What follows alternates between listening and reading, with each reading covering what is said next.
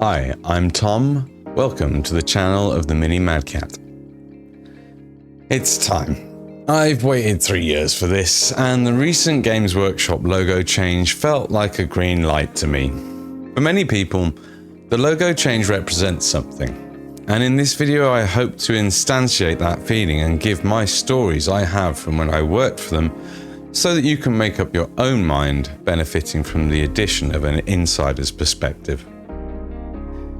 The story includes disclosures I've never shared before, and some of this story I would consider to be of a whistleblower nature. Let's get this caveat in now. I'm sure, in fact I know, that there are still some really good people working at Games Workshop. I won't name any of the good ones in this video, for fear of repercussions on them from the bad ones that they have to live with. Sad to say that these kinds of people were quickly becoming the exception, it seemed, but to those people, you know who you are. Second caveat for this is my personal story based on my own memories and experiences working at Games Workshop. Some events are from over 8 years ago, and they may not be recalled with perfect accuracy. What I share here reflects my perspective, and it is not intended to defame or misrepresent anyone. If it does, it's just a second-order effect. Where to begin? At the beginning, or towards the end where my memories are freshest? Well, I guess the beginning makes sense, right? From the moment I stepped into the reception, we'll start this with a nice story. From the moment I stepped into the reception of Games Workshop HQ in Nottingham to the moment they kicked me out after injuring myself at work, the time at Games Workshop was rarely, if ever, boring. Starting with a wholesome and nice story, we should make this all a shit sandwich, I guess, appropriate when it's about other GW managers. I consider myself extremely lucky that Jez Goodwin opened the door for me as I was carrying a rather large box full of painted miniatures on the first occasion I rocked up to Games Workshop HQ reception. Jez Goodwin, the man behind the design of the Eldar. Well, he helped me through the reception door, shook me by the hand and greeted me with great enthusiasm. He promptly, after I'd explained what I was there for, told the receptionist to get this man a job. More on Jez on a different video, hopefully. It's not a blanket statement on staff within the company, it's about a very particular group of people, this story that I'm going to tell. From my perspective, during my time at the company, they were doing their best to take the company over from the inside, from the bottom up. So let's get this first strange little story out of the way. When I first started working for Games Workshop, it was through a recruitment company. This recruitment company, who went by the name of Serious Recruitment Services, SRS for short, claims to be a local Nottingham office for the recruitment company of the same name.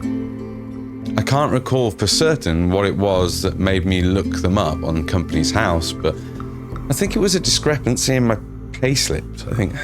Anyway, long and short of that part of the story is that the people who were employing me as a temp for Games Workshop in the games packing department weren't actually the Nottingham office for Serious Recruitment Services. Serious Recruitment Services didn't have a Nottingham office at the time. Later they changed their name. I wish I could remember what that change was too, but I can't, I'm afraid. I think it was similar, but anyway.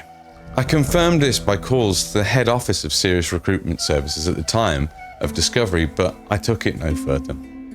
Either way, so what we can conclude from this is that, knowingly or not, Games Workshop were using an illegitimate company for their temporary recruitment services for at least a few years, by my guess.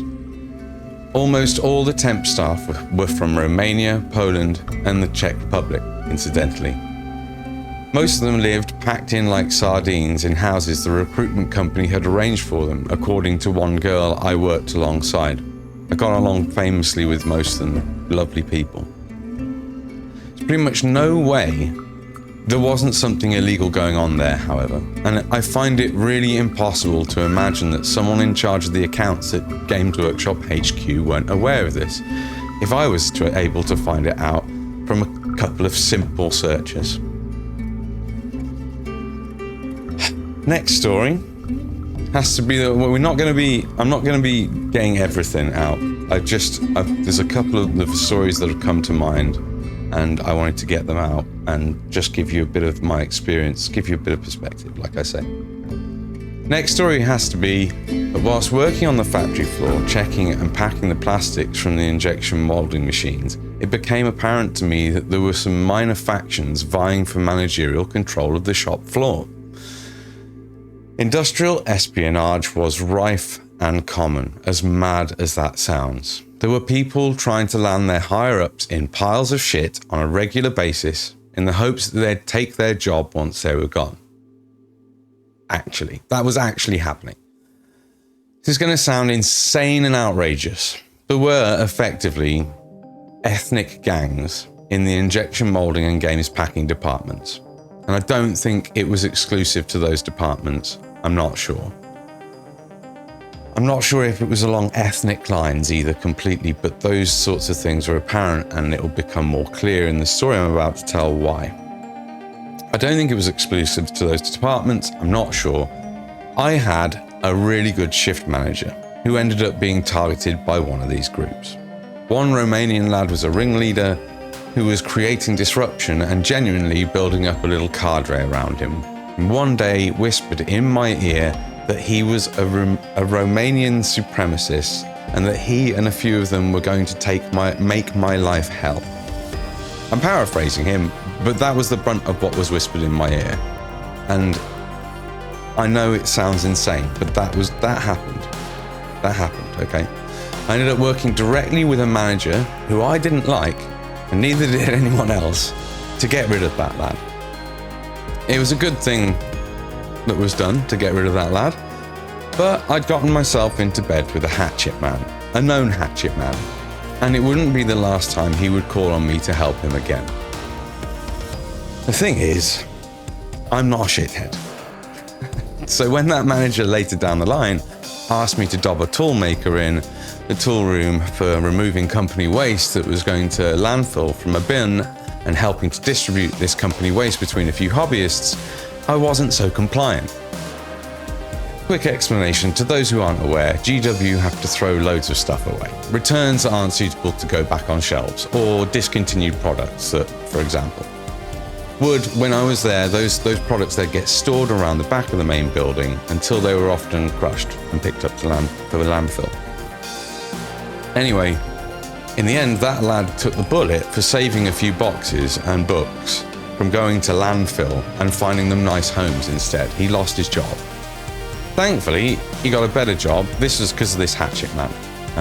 Thankfully, he got a better job, close to home as a toolmaker, shortly before his first child was born. So in the end, it worked out quite nicely for him, quite okay. It could have been a lot worse, right? But that's somebody literally stopping waste from going in the bin. This Hatchet Man just was like, had a boner, and it was like he had to go, right? And everyone else around him was going to suffer until this lad went. Like that was basically what was going on. Anyway, this was the point, I believe, where I went from being considered an ally by this manager, who I will refer to from this point on as Milk, to being repeatedly targeted and eventually put through the HR ringer and kicked out largely as a result of this event and similar interactions going forward.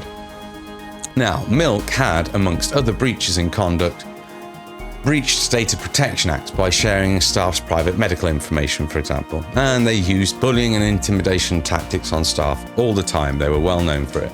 I had a whole litany of things against this manager, and he was a group of managers. The manager above him was kind of in that group. He had cajoled certain other managers in from underneath, and it was clear that they were forming a group in order to try to, domineer within the company. And these weren't hobbyists; they couldn't give a shit about the hobby. Okay. Anyway, I won't list the litany of things I had against that guy here, but once I felt that it had gone on for long enough, and I had a substantial amount of things I could point to that Milk had done, I went to HR. Mistakenly, I did not realise that this would be the rounding of the houses I did not realise the circling of the caravans would happen on me. But, okay. I ended up in a meeting with Milk and his manager. During one of these meetings, whilst it went over my head at the time, a subtle offer was made for me to withdraw my accusations, and that in return, I might have been compensated with some sort of positional improvement within the company. I naturally refused due to a strong moral and ethical compass. I don't think I'd be the only person, though, who ended up getting a leg up from those guys because they were willing to be a shithead. I have more stories on a number of matters that might lead to similar feelings, but it's been over 3 years and 6 months ago I injured myself there. I was working in the tool room for Games Workshop, and I never took them to court, despite being told to again and again, not only for injury at work, but also for wrongful dismissal and whatever else. I didn't take them to court because I didn't want to have to keep this quiet my whole life, and I feared that I'd be slapped with an NDA if I had done.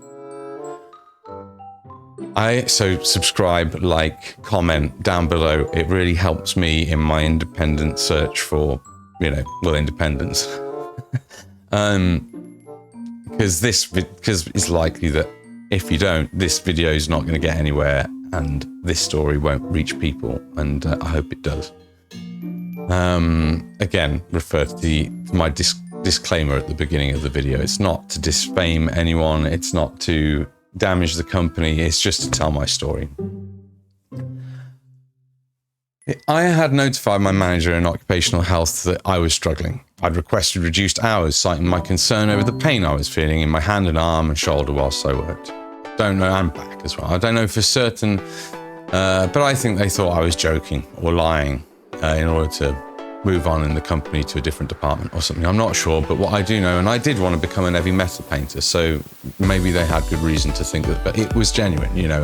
My arm still now, I suffer to this day because of it.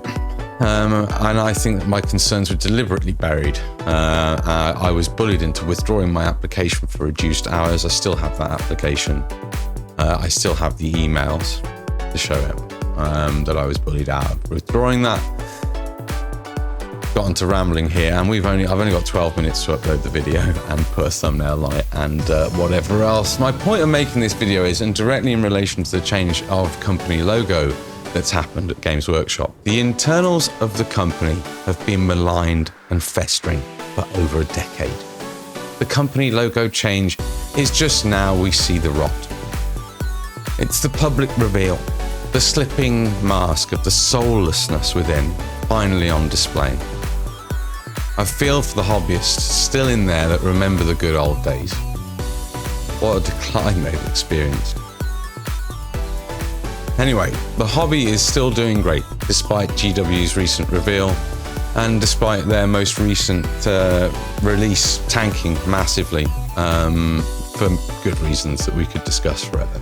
I'd love to, and that being said, I still love the Saturnine Terminator. I want some, I want to paint some. I'd love to have included more in this video, of which there is quite a bit, but I'm out of time. Thanks for watching. Comment, like, subscribe, click the links below, share this video if you think it's important to anyone who might enjoy it. All the free stuff that you can do to help this channel grow. And remember, till next time, to question everything and have fun. If you enjoyed that video, make sure to check out all my social medias. To watch my exclusively miniature focused content and my completed commission reveals, search out Beyond the Box Art, which is where you'll have been able to find me on twitch.tv since February. Interested in hearing more of me and listening to some classic reads? Then look for Mad Cat audiobooks here on YouTube. If music is more your thing, type in Tom Cat's music to the search bar. You can commission me on Fiverr for my vocal, musical and audiovisual talents under Mini Mad Cat, and my miniature commission services on Fiverr under Beyond the Box Art, although there is a 20% discount if you do it directly. Contact me via Discord.